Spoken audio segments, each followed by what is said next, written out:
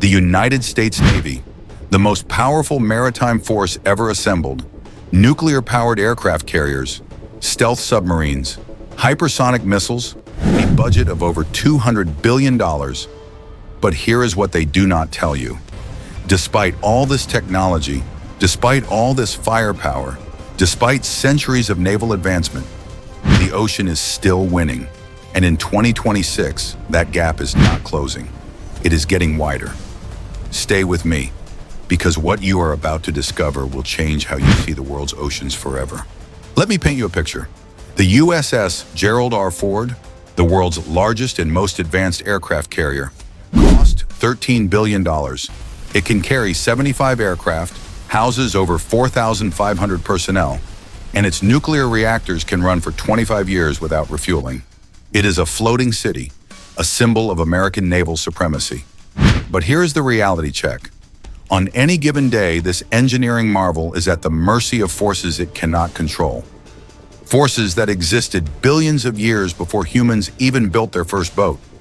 The ocean covers 71% of our planet. That is 139 million square miles of water. And here is the kicker. We have only explored less than 20% of it. Think about that.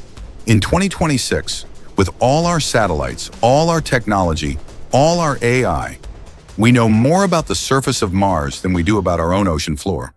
The U.S. Navy operates in an environment that is fundamentally hostile, unpredictable, and largely unknown. And despite their best efforts, nature always has the final word. Let us talk about what the ocean is actually doing to naval vessels every single second. Pressure. At the surface, atmospheric pressure is about 14.7 pounds per square inch. Manageable, right? But descend just 200 feet underwater, and that pressure multiplies. At 1,000 feet, you are experiencing pressures of 445 pounds per square inch. That is like having 3 cars stacked on top of every square inch of your body. The Navy's most advanced submarines, the Virginia class, can dive to about 800 feet officially. Unofficially, maybe deeper. But even these technological marvels have limits. Meanwhile, the ocean floor averages 12,100 feet deep. In 2026, there are parts of the ocean where, if a submarine had a catastrophic failure, recovery would be impossible. Not difficult. Impossible. Remember the Titan submersible disaster in 2023? That happened at 12,500 feet. The implosion was so fast, so complete, that the passengers never knew what hit them. The ocean did that. Not an enemy, not a weapon, just pressure, just physics. Corrosion is the ocean's second silent killer. Salt water is one of the most corrosive substances on Earth. Every U.S. Navy ship is in a constant battle against corrosion. The Navy spends over $1 billion annually just fighting rust and degradation. Special coatings, constant maintenance, hull inspections. And still, the ocean eats away at these vessels. Slowly, relentlessly, forever. Now let us talk about what happens when the ocean decides to flex its muscles. Rogue waves. For decades, sailors reported massive walls of water appearing out of nowhere. 80, 90, even 100-foot waves in the middle of calm seas. Scientists dismissed these as myths, sailor legends. Until 1995, when the Draupner wave was recorded off the coast of Norway. A single wave, 84 feet tall, appeared in 40-foot seas. It was real, and it was terrifying. In 2026, we now know these rogue waves are more common than we thought. Satellite data suggests dozens occur every single day across the world's oceans. And here is the problem. They are unpredictable. A rogue wave can capsize ships, damage naval vessels, and there is virtually no warning system that can protect against them. The ocean creates them randomly, and they disappear just as quickly.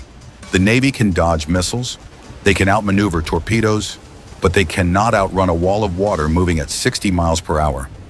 Hurricanes and typhoons are the ocean's heavy artillery. Hurricane Katrina in 2005, Typhoon Haiyan in 2013. These storms carried energy equivalent to multiple nuclear weapons.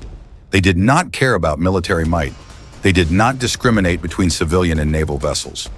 In 2026, despite all our weather prediction technology, hurricanes still force the entire U.S. Navy to evacuate ports. Entire carrier strike groups, worth tens of billions of dollars, must flee before the storm. The ocean dictates when and where the Navy can operate, not the other way around. Here is something most people do not realize. Underwater, we are basically blind and deaf. Radio waves, GPS signals, satellite communications, none of them work underwater. Water absorbs electromagnetic radiation almost instantly. So how do submarines communicate? ELF, extremely low-frequency radio waves. These can penetrate seawater, but there is a massive catch. The data transmission rate is incredibly slow. We are talking about a few characters per minute. Imagine trying to send a text message, and each letter takes 10 seconds to transmit. That is the reality of submarine communication in 2026. The Navy has tried everything: underwater drones, acoustic signals, laser systems. But nothing beats the fundamental physics problem. Water blocks electromagnetic waves. This means submarines are largely on their own once they dive deep. They operate in isolation, in darkness, relying on sonar that can be fooled by ocean currents, marine life, and underwater topography. The ocean creates a communication void that even the most advanced military in history cannot solve. Let me share something that should terrify and amaze you. The Mariana Trench, the deepest part of the ocean, nearly 36,000 feet deep. Mount Everest could fit inside it with a mile to spare. Only 3 people have ever been to the bottom. 3 in all of human history. We have sent 12 people to the moon, but only 3 to the deepest part of our own planet. And here is what keeps Navy strategists awake at night. We have no idea what is down there. Underwater mountain ranges taller than the Rockies. Volcanic vents hot enough to melt lead. Trenches and canyons that could swallow entire cities. In 2026, submarine navigation still relies partially on charts created decades ago. Charts with blank spaces, areas marked unsurveyed, regions where the ocean floor is a complete mystery. How do you fight in an environment you do not understand? You cannot. You adapt. You respect it. You acknowledge that the ocean sets the rules. The Navy has also discovered something unsettling.